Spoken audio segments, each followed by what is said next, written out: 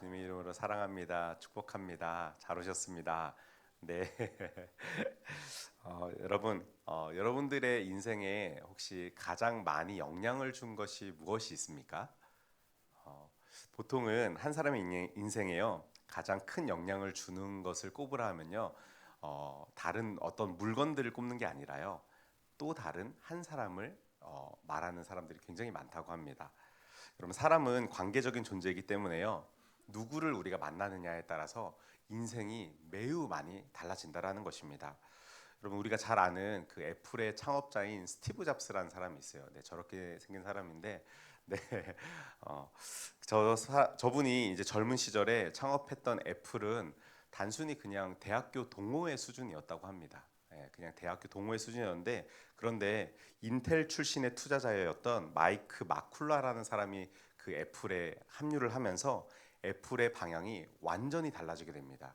그 사람이 사업 전략을 세워주게 되고, 또 대규모 투자를 하게 되고, 또 전문적인 경영 구조를 만들어가면서 이 만남을 통해서 자동차 차고에서 시작했던 이 애플이 지금은 아주 세계적인 굴지의 대기업이 된 것처럼, 어떤 사람을 만나느냐에 따라서 정말 인생이 굉장히 많이 달라진다라는 겁니다. 그럼 우리 역시 살면서요, 수많은 사람들을 만나게 됩니다. 하지만 모든 만남들이 우리의 인생을 완전히 바꾸지는 않죠. 대부분의 만남은요, 그저 스쳐 지나가는 점과 같은 존재들로 흘러 지나가게 됩니다. 근데 하지만 어떤 만남들은요, 그 점들이 연결돼서 선이 되고 결국에는 내 인생의 큰 지도를 그려 나가게끔 만들어주는 그런 만남도 우리 가운데 존재한다라는 것입니다. 그럼 오늘 본문에는요, 인류 역사상 가장 위대한 만남에 대해서 오늘 같이 한번 이야기를 나눠보려고 합니다. 그리고 이 사람들이 어떤 분을 만났냐면요, 바로 예수님을 처음으로 만났던 제자들의 이야기가 오늘 본문에 기록되어 있습니다. 그럼 그들은 각자 다른 고민과 기대를 가지고 살아가던 그 평범한 청년들이었습니다. 그런데 이들이 예수님을 만났던 그날, 그들의 인생은 이전으로는 돌아갈 수 없는 인생의 터닝 포인트, 인생의 전환점을 맞이하게 됩니다. 저는 오늘 말씀을 통해서 우리 삶에 찾아오신 예수님이 어떤 분이신지, 그리고 그분을 만난 우리가 이 세상에서 어떤 초청자로 살아가야 하는지를 함께 묵상해 보려고 합니다. 같이 묵상하기를 원하는 것 첫 번째는 이것인데요. 한번 읽어볼까요? 시작. 예수님과의 만남은 관심에서 관계로 나아가는 것인데요. 여러분, 오늘 말씀의 시작은 세례 요한이란 사람의 증언으로부터 시작됩니다. 우리 35절부터 37절의 말씀도 같이 한번 읽어볼까요? 시작.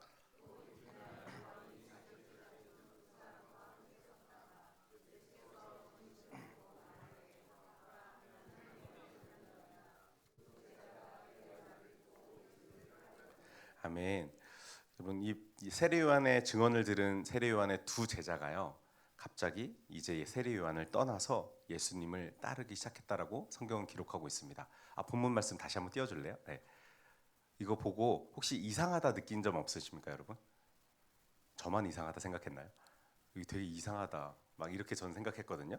뭐가 이상합니까? 선생이 말 한마디 했다고, 봐라, 저분이 정말 세상 죄를 짊어지고 가는 어린 양이로다라고 딱 말 한마디 했다고 그동안 요한을 따르던 녀석들 둘이 갑자기 휙 예수님에게로 갔다라고 성경은 기록하고 있는 겁니다. 전 이걸 보고 뭐 이런 인간들이 다 있어 막 이런 생각이 들었거든요. 그런데 여러분, 세례 요한의 제자들이요, 갑자기 스승을 배신하고 예수님에게 간 게 아닙니다. 사실 이거는요, 세례 요한이 가장 원했던 모습이었습니다. 세례 요한이 여러분, 제자들에게 늘 이렇게 말을 했죠. 나는 너희들을 진짜 주인공에게로 인도하는 그런 징검다리일 뿐이야. 나는 내가 진짜 주인공이 아니라 진짜가 오실 거야. 그리고 그분을 만나게 되면은 너희는 내가 아니라 그분을 따라가야 해. 라고 늘 말을 해줬었거든요. 그러니까 세례요한이 말씀에서도 그러지 않습니까? 나는 쇠하여야겠고 그는 흥해야겠느니 너희가 나를 따라오는 게 아니라 그분을 따라서 정말 참된 진리이신 그분을 따라 걸어가야 해 하고 늘 말했던 겁니다. 그래서 이 제자들이요, 요한의 말을 통해 이미 그 마음에 준비가 되어 있었던 겁니다. 그래서 예수님을 직접 눈앞에 딱 보자마자 그들은 한치의 고민도 없이 망설임도 없이 저분이 진짜이시구나 라는 것을 알았기 때문에 바로 그 길을 따라 나설 수 있었던 것이죠. 여러분, 준비된 마음이요, 기회를 만났을 때 인생의 전환점이 시작되는 겁니다. 그때 여러분, 예수님께서 이 자신을 따라오는 그들한테요, 아주 중요한 질문을 던집니다. 우리 38절 말씀 같이 한번 읽어볼까요? 시작. 무엇을 구하느냐 이르되 랍비여 어디 계시오니까 하니, 랍비는 번역하면 선생이라. 아멘. 여러분, 당시에 랍비라는 말은요, 선생님이란 말인데요, 그 선생님이란 말로도 부족합니다. 사실 종교 지도자들이었고요, 그 종교에서 정말 하나님의 율법을 가르치는 그런 사람들이 랍비였거든요. 그래서 굳이 오늘날로 비교해서 말씀을 드리자면은 그냥 학교 초등학교 선생님 이런 정도가 아니라요, 대학 교수급 되는 사람들입니다. 그러니까 굉장히 사회적 위치가 있었고 존경받을 수 있는 사람들에게 랍비라는 표현을 썼거든요. 그러니까 아무한테나 랍비라는 표현을 쓸 수 없었습니다. 그런데 이 세례 요한의 제자들이 이곳에 찾아와서 예수님을 바라보고 랍비여라고 표현을 하는 거죠. 그런데 여러분, 이 38절도요, 자세히 읽어보면은 이상합니다. 이게 도대체 무슨 말이야? 하는 그런 내용들이 있지 않습니까? 어떤 게 이상하죠? 예수님을 먼저 이 사람들이 따라왔는데 갑자기 예수님이 뭐라고 물어봅니까? 무엇을 구하느냐? 아무 말도 안 했어요, 이 사람들. 근데 무엇을 구하느냐 이렇게 얘기했더니 더 웃긴 건 제자들의 대답이었어요. 어떻게 대답하죠? 랍비여 어디 계시오니까. 자기들이 따라와 놓고 어디 계십니까? 라고 묻고 있는 거예요. 그런데 여러분, 예수님께서 여기서 너희가 무엇을 구하느냐라고 물어본 말씀은요, 당시 유대인들이 메시아를 기다리고 있다라는 것을 누구보다 잘 아셨던 겁니다. 그런데 여러분, 당시에 이 유대인들이 메시아를 기다렸지만요, 각자 그 메시아에게 원하는 것은 달랐던 것입니다. 어떤 사람들은 로마로부터 해방을 원했고요, 어떤 사람들은 이 정말 메시아를 내가 빨리 만나서 나의 높은 권력의 위치를 차지하고 싶어 했던 그 마음도 있었고요, 또 어떤 사람들은 실컷 먹긴 했으면 좋겠다, 그 지독한 가난에서 벗어나서 그냥 배부름, 나의 풍족한 생활을 원했던 사람들도 있었던 겁니다. 그런 마음들을 아셨던 예수님께서 그들을 향해서 이렇게 질문해, 무엇을 구하느냐라고 질문한 것은요, 너희가 나를 따라오는 진짜 동기가 무엇이냐? 너희 나 왜 따라오고 있니? 무슨 이유에서 나의 길을 따라오고 있는 거야? 라고 물어보시는 겁니다. 여기서 제자들이 놀라운 대답을 하는데요, 뭐라고 하죠? 랍비여 어디 계시오니까 이렇게 물어봅니다. 이것도 저도 뭔 소리야? 이렇게 할 수 있는데, 근데 사실 이게 유대 문화를 좀 알면은 이 문장이 굉장히 이해가 되는데요. 유대교에서 여러분, 랍비가 어디에 머무는지 묻는 질문은요, 어떤 의미가 들어있냐면요, 당신의 삶의 방식과 가르침을 제가 온전히 배우기 원하오니 당신과 함께 먹고 자며 시간을 보내도 되겠습니까? 라고 물어보는 겁니다. 쉽게 얘기해서 저 당신을 평생 따라다니면서 당신에게 배워 나아가도 되겠습니까? 하고 진짜 제자가 되기를 요청하고 있는 장면이 이 두 제자가 물어보는 장면인 것입니다. 여러분, 제자들은요, 진짜 원했던 것은요, 예수님이 주시는 선물 같은 게 아니었습니다. 바로 저희는 예수님이라는 분 그 자체가 궁금합니다. 예수님이 어떤 분인지 너무 궁금해서요, 당신을 따라다니면서 같이 먹고 자고 생활을 같이 하면서 내가 당신을 깊이 알아가기 원합니다라고 고백하고 있는 장면인 것입니다. 여러분, 이런 질문에 대해서 예수님은요, 아주 긴 설명이나 교리와 같은 딱딱한 얘기들을 하지 않으십니다. 그리고 딱 한마디 하시죠. Come and see. 와서 봐라. 나를 따라와서 내가 어떻게 살아가는지 한번 봐라. 이렇게 직접 말씀하신 것입니다. 여러분, 이 말씀은요, 오늘 우리에게도 한번 적용해 봐야 합니다. 여러분, 우리 신앙이 왜 미적지근할까요? 교회는 매일 나오고 진짜 봉사는 하는데 뭔가 힘들고 믿음이 더 충만해지지 않는 것 같고, 내가 막 이렇게 했으면은 뭔가 성장해야 되는 느낌이 있어야 되는데 그런 느낌도 없고, 왜 그럴까요, 여러분? 이유는 간단합니다. 예수님을 멀리서 구경만 해서 그렇습니다. 여러분, 우리가 요즘에 이제 다이어트들을 많이 하잖아요. 저도 평생 하고 있는 게 다이어트인데 다이어트를 넘어서서 이제 몸짱 막 식스팩 만들려고 하는 사람들이 있잖아요. 그렇게 하려면 어떻게 해야 됩니까? 유튜브 영상을 보면서 저 운동 여기는 어떻게 어떤 부위는 어떻게 운동해야 되고 어떤 부위는 어떻게 운동해야 하고 막 이론적으로 막 채워 넣어야겠죠. 그리고 다이어트 도시락도 막 시켜가지고 다른 거 먹지 않고 보통 다이어트 도시락을 먹으면서 다른 것도 먹으니까 살이 안 빠지는 거잖아요. 그런데 그래서 건강한 돼지가 되어가는 건데 운동을 하면서 그렇게 막 많이 먹으니까 그런데 여러분 그런 것들을 이렇게 우리가 체계적으로 머리로 정리를 할 수는 있습니다. 정리를 할 수 있는데 진짜로 그거를 하려면은 몸짱이 되려면 어떻게 해야 됩니까? 정리한 거를 실천해야죠. 헬스장 가야죠. 운동장 가야죠. 내가 귀찮고 힘들고 어려워도 그곳에 가서 내가 뛰고 직접적으로 막 팔굽혀펴기 하고 막 뭐 기구들 막 움직이면서 운동을 해야죠. 그래야 근육이 붙는 것 아닙니까? 그래야 살이 빠지고 또 적당히 먹으면서 몸 관리를 해야 그렇게 해야지 몸짱이 되는 겁니다. 여러분 마찬가지로 기독교는요. 단순히 교리 공부를 해서 이해하는 학문이 아닙니다. 성경 암기가 아니라는 것입니다. 제가 이렇게 얘기했다고 해서 목사님이 성경 암기 아니래. 성경 안 봐도 돼. 예, 이렇게 절대로 오해하지 마세요, 여러분. 이렇게 가끔 이렇게 오해하는 분들이 있는데 성경을 읽지 말라는 말이 아닙니다. 성경을 그냥 머릿속으로 외우지 말라는 겁니다. 여러분 제가 신대원 갈 때 또 이제 목사 고시가 있어요, 여러분. 목사가 되려면은 이제 신구약 시험을 칩니다. 구약 시험 따로 치고 신약 시험 따로 치는데 거기서 이제 적당히 점수가 나와야 통과가 되거든요. 거기 떨어지면은 다른 과목에 떨어진 것보다 제일 창피한 게 성경에서 떨어지면 너무 창피해요. 막 얼굴 붉어가지고 성도님들한테 또 이번에 떨어졌는데 성경 때문에 떨어졌어요는 말을 못해요. 차라리 교회사 때문에 떨어졌어요, 뭐 교리 때문에 떨어졌어요 이러면은 좀 말이 되는데 성경 때문에 떨어졌어요 하면 되게 부끄럽거든요.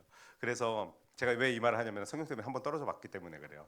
예. 근데 어떤 걸 외우게 시키냐면요. 뭐 요한복음 12장에 나오지 않는 인물은 누구인가? 이런 게 문제로 나와요. 그래가지고 막 1번 베드로, 2번 나사렛, 나사로, 뭐 3번 뭐 요한, 뭐 4번 뭐 예수님 뭐 이런 식으로 나오거든요. 저도 모르겠는 거예요. 그러다가 요한복음이니까 요한은 나왔겠지 해서 요한을 제꼈어요. 제끼고 했는데 나사로인가 아닌데 나사로가 12장 맞는 것 같은데 해서 베드로인가 해서 베드로 했는데 정답이 뭔지 아세요? 요한이었어요. 그래서 제가 따졌죠. 시험 출제 요한한테 찾아가서 아니 요한복음에 요한이 왜 안 나옵니까? 그러니까 텍스트로 요한이라는 이름이 안 적혀 있었대요. 진짜 열받죠. 예, 나만 열받나?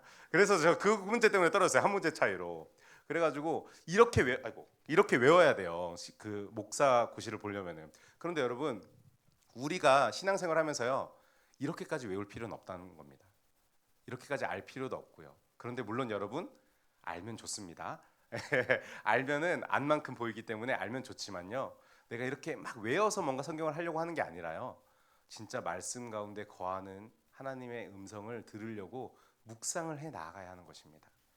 그냥 그저 달달 한국식 교육 방식 때문에 그렇거든요. 달달 외우려고 그렇게 하는 게 아니라요. 이 말씀을 읽으면서 오늘 요한복음을 읽으면서 이 말씀을 통해서 오늘 나에게 주신 하나님의 음성이 무엇인가?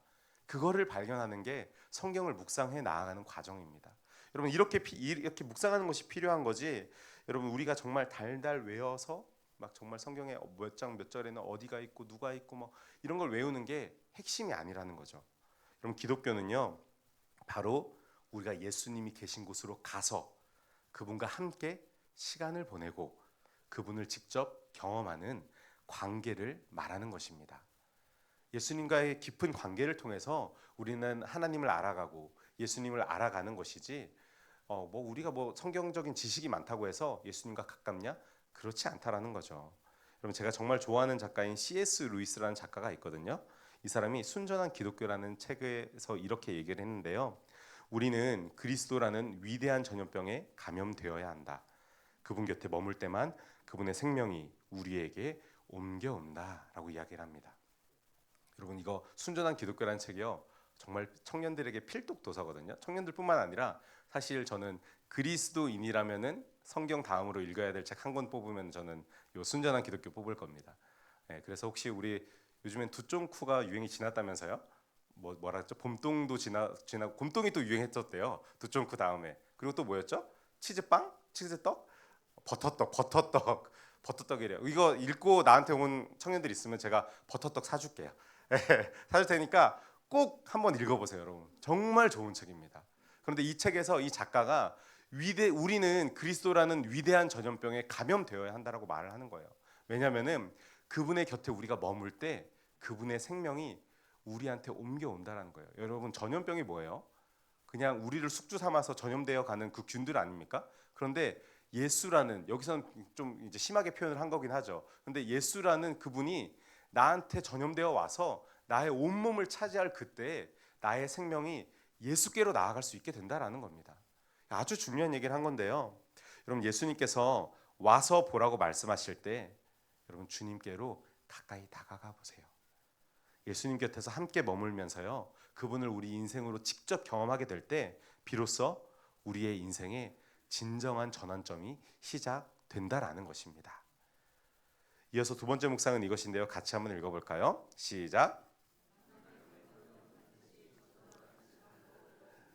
만남의 감격은 반드시 전도라는 증언으로 이어지게 되는 건데요. 여러분, 예수님을 따라간 두 명의 제자가 있었죠. 세례 요한의 두 명의 제자. 한 명은 이름이 등장합니다. 그리고 한 명은 이름이 등장하지 않는데요. 이름이 등장한 한 명은 안드레라는 사람이었어요. 안드레. 안드레라는 사람이었고, 이름이 등장하지 않는 한 사람에 대해서 신학자들끼리 의견이 좀 분분했지만 결국에 한 사람으로 모아지는 사람이 있었습니다. 그게 누구냐면은 바로 요한이라는 사람이었어요. 요한복음의 특징이 있거든요. 제가 이 특징만 알았으면 아까 그 문제 틀리지 않았을 텐데, 요한복음의 특징은 뭐냐면요, 요한은 자기가 등장할 때 자기 이름을 쓰지 않는다는 겁니다.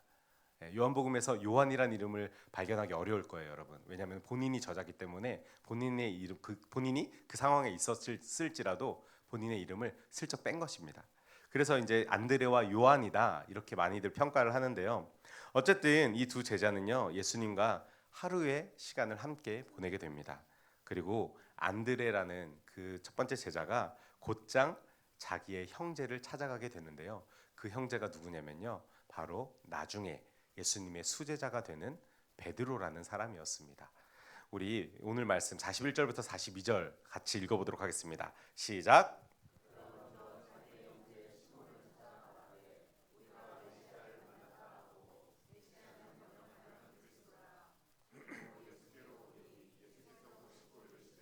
내가 요한의 아들 시몬이니 장차 게바라 하리라 하시니라. 게바는 번역하면 베드로라. 아멘. 여러분, 41절 말씀 보시면요, 안드레가 예수님을 만난 다음에 가장 먼저 했던 일이 기록되어 있습니다. 뭐였죠? 그의 형제를 찾아가 예수를 전하고, 그리고 그 예수에게로 그 형제 베드로를 끌고 왔다라는 것입니다.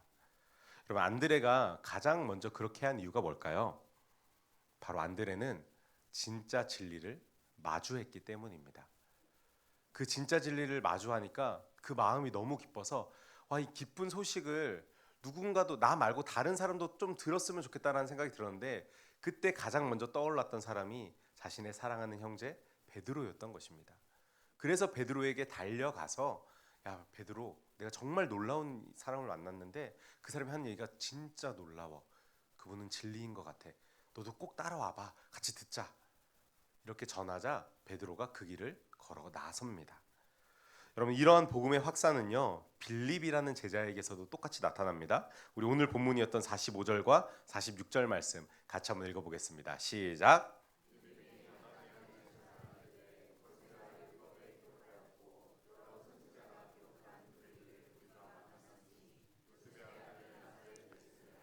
나다나엘이 이르되 나사렛에서 무슨 선한 것이 날 수 있느냐. 빌립이 이르되 와서 보라 하니라. 아멘. 여러분, 빌립은요, 또 정말 그 안드레처럼 진짜 자기가 정말 사랑했던 친구 나다나엘에게 찾아갑니다. 그러면서 똑같이 예수님을 전하죠. 그런데 이 나다나엘은요, 만만한 사람이 아니었습니다. 마치 우리가 전도할 때랑 똑같은 상황이 여기서 벌어지죠.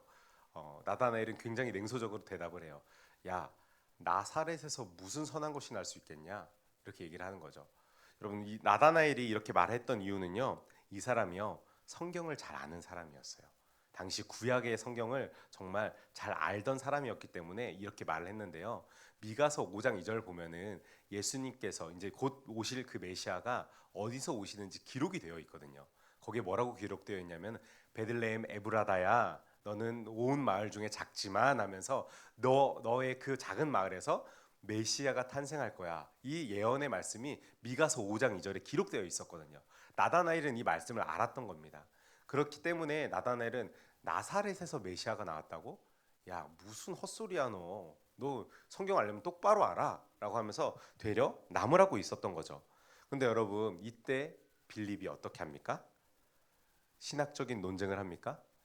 아니면 이 나다나엘을 설득하기 위해서 막 논리적으로 언쟁을 하면서 설득을 하고 있나요? 아니요. 이 냉소적인 나다나엘에게 그저 한마디를 합니다. 뭐라고 하죠? Come and see. 와서 봐라. 이거 누가 한 말입니까? 예수님이 한 말이잖아요. 예수님이 안드레와 빌립에게 와서 봐라라고 했던 것처럼 이 나다나엘에게 이 사람이 와라. 와서 네가 직접 봐봐. 나는 다른 얘기는 못할 것 같아. 와서 네가 보고 생각해봐. 이렇게 얘기를 했던 겁니다. 여러분, 다른 게 전도가 아니라요. 이게 전도입니다. 우리가 전도에 대해서 오해하는 것이 하나 있습니다. 그게 뭐냐면요. 내가 상대방을 설득해서 무언가 그 사람의 질문에, 의문에 결론을 내려줘야 된다는 마음이 우리들 안에 있습니다. 그래서 막 신실한 크리스천이 아니더라도요. 교회를 다니는 사람들은 밖에 나가서 어쨌든 내가 다니는데 욕을 하면은 기분이 좋아요, 싫어요? 싫잖아요. 그래서 자기도 잘 모르면서 자꾸 그거를 대변하려고 뭔가 논리적으로 얘기를 하려고 합니다. 그러다 보면 말이 꼬이고 결국 말도 안 되고. 사실 여러분 상대방은요. 논리적으로 해결하는 이성적으로 그 자기를 설득할 수 있는 말을 원하는 게 아니에요. 그냥 가기 싫은 거예요. 그냥 가기 싫어서 여러분 성경에서도 그런 표현하잖아요. 쓸데없는 논쟁을 피하라고. 여러분 그건 쓸데없는 논쟁입니다. 혹시 믿지 않는 가족들이나 친구들하고 뭔가 기독교에 대해서 논쟁, 언쟁이 일어나잖아요. 여러분 대꾸하지 마세요. 예, 그게 답입니다. 괜히 대꾸하잖아요. 나만 꼬여서 나만 믿음이 없는 사람이 되어버려요. 그러면서 내가 믿는 게 맞나 그래서 괜히 내가 시험에 들게 되고 그렇게 되거든요. 논쟁은 여러분 쓸데없는 그런 이야기입니다. 다만 교회 안에서 우리가 믿음을 가지고 가진 궁금증에 대해서는 함께 이야기를 해볼 수는 있겠죠. 그런데 나다나엘은 성경을 가지고 그렇게 논쟁적으로 다가왔던 사람이었던 겁니다. 그때 빌립이 굉장히 지혜롭게 와서 봐. 나는 내가 설명을 못하겠어. 네가 한번 와서 봐봐. 이렇게 얘기를 했던 거죠. 여러분 전도는요. 내가 만난 예수님이 너무 좋아서요. 내가 그분을 만났는데 내 인생이 변했어. 너도 한번 와서 봐라고 초청을 하는 것입니다. 우리가 맛집 발견하면 어떻습니까? 시키지 않아도 인스타그램 같은 데 올리고 또 막 카카오톡 단톡방에 막 올려서 야 내가 어느 식당 가봤는데 여기 진짜 맛있더라. 너도 한번 꼭 가봐. 가족들하고 한번 가봐. 아이들하고 가봐. 하면서 이렇게 추천해 주지 않습니까? 왜 그렇습니까? 그냥 나만 알고 있어도 되는 그 귀한 장소를 왜 모르는 그 장소를 모르는 사람들에게 전달하려고 하죠? 맞습니다. 좋으니까요. 내가 그게 너무 좋으니까 그 좋은 마음을 내 옆에 있는 내 사랑하는 지체도 그거를 알기를 원하는 것입니다. 이런 복음의 초청은요. 감격의 공유입니다. 내가 정말 예수를 만나서 내 인생의 전환점을 맞이했다면은요. 우리 주변의 가족과 내 사랑하는 친구들에게 와서 봐라. 다른 말 하는 게 아니라요. 아, 그래? 너의 의견은 그렇구나. 근데 한번 와서 봐봐. 예수님 한번 만나 봐봐. 그분 진짜 좋은 분이야. 너무 좋은데 뭐라고 설명할지 모르겠네. 라고 하면서 나의 감정을 전달하는 것입니다.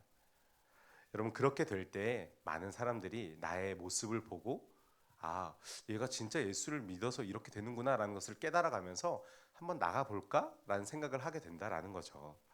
여러분 바라기는 정말 이 복음의 감격으로 내가 사랑하는 사람들에게 와서 보라라고 말할 수 있는 저와 여러분들이 될 수 있기를 주님의 이름으로 축원합니다. 우리 마지막 묵상은 이것인데요. 같이 한번 읽어볼까요? 시작. 예수님은 우리의 겉모습이 아니라 우리 마음의 그 진실함을 보신다라는 것인데요. 여러분 마지막으로 우리는 예수님과 이 나다나엘의 만남을 함께 묵상해 보려고 합니다. 예수님은 이 예수님에게로 터덜터덜 다가오던 그 나다나엘을 멀리서 마주하십니다. 나다나엘이 진짜 오기 싫었던 것 같아요. 성경에 그렇게 기록되어 있지는 않지만 성경적 상상력을 조금 더하면은 나다나엘이 진짜 오기 싫었는데 빌립이 얘기하니까 친한 친구가 얘기하니까 억지로 한번 그 자리를 찾아가 본 겁니다. 가는데 갑자기 불쑥 예수님께서 나다나엘에게 이렇게 말씀하십니다. 이 사람 속에 간사한 것이 없다. 뭐라고요? 이 사람 속에 간사한 것이 없다. 빌립이 아니라 나다나엘아, 너의 마음 속에는 간사한 게 없구나라고 예수님께서 칭찬을 해주고 계신 겁니다. 여러분, 나다나엘은 너무 당황했습니다. 그래서 되려 물어보죠. 아니 예수님, 저를 어떻게 하십니까? 저 지금 처음 만나는데 저 예수님 본 적이 없는데요. 저를 어떻게 하시죠? 그때 예수님께서 이렇게 대답하시죠. 우리 48절 같이 한번 읽어볼까요? 시작.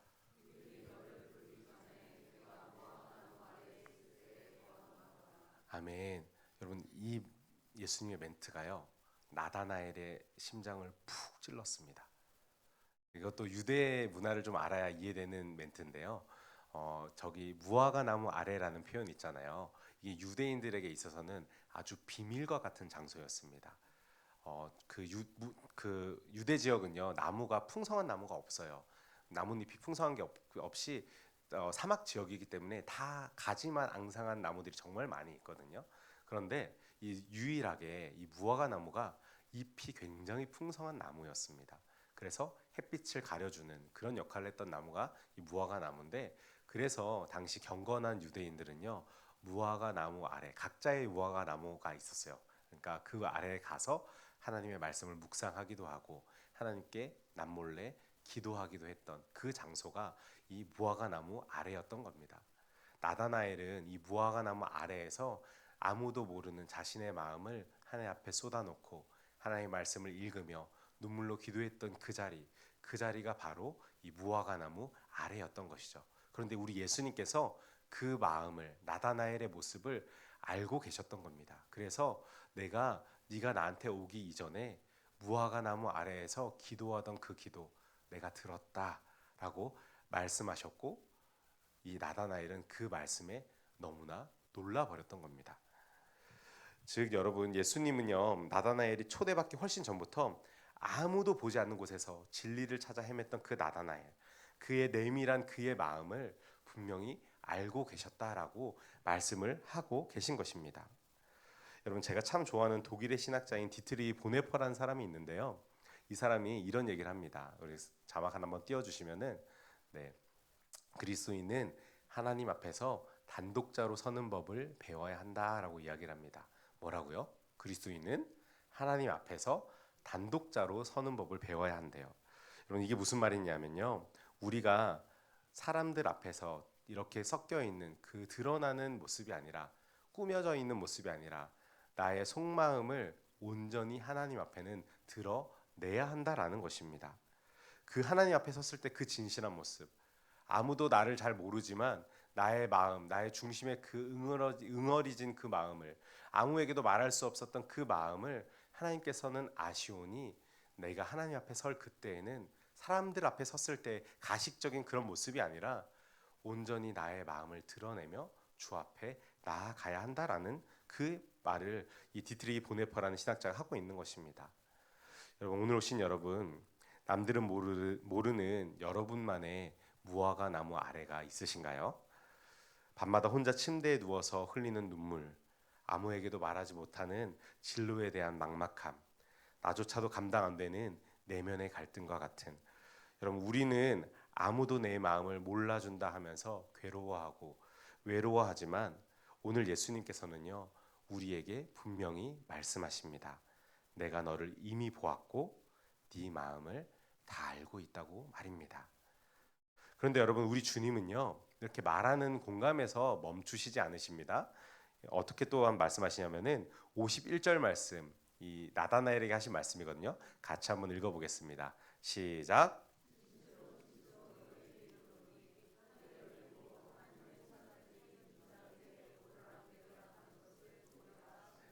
아멘.